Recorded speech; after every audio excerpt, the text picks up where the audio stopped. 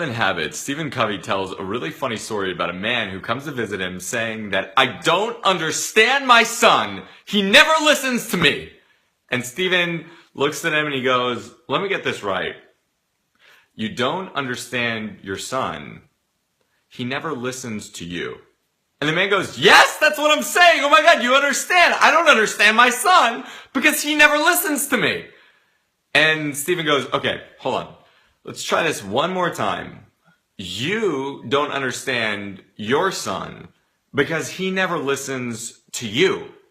And the man goes, yes, a little bit more irritated this time. That's what I'm saying. And you don't seem to be listening to me either because I don't understand my son. He never listens to me. Get it already.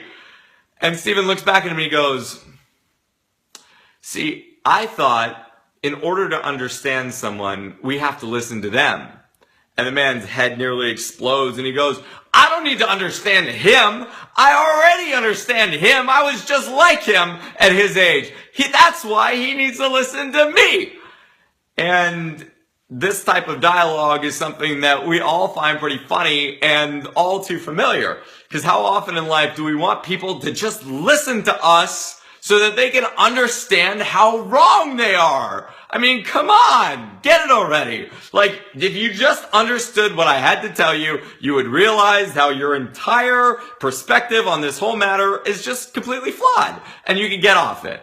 But that's not quite how life works, because we're coming from the same perspective. The man who doesn't understand his son because his son never listens to him is basically mirroring the same pattern of his son. His son probably thinks that his father doesn't understand him because he never listens to him from the son's perspective. Now, what I found is that our desire to be heard, to be seen, to be felt, to be understood above all is one of the most primary human desires. How does it feel when you're in a class or you're around somebody or you're on a date and the person in front of you or the people talking about you or those who you're around have no understanding of who you are, what you're about, what you're saying, what you mean, etc. There's a story about this in the Bible called the Tower of Babel, where a group of people get together to build a great, great tower, and then they all stop speaking the same language. And what happens? It all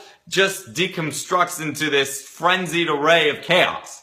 So understanding other people is a primary skill. It's one of the most important things, and it just was Valentine's Day. And what I found for all relationships is that when I seek first to understand, as opposed to be understood first, so seek first to understand instead of seeking first to be understood, then I can create beautiful relationships because I can stay present with another human being. And I can really understand where they're coming from.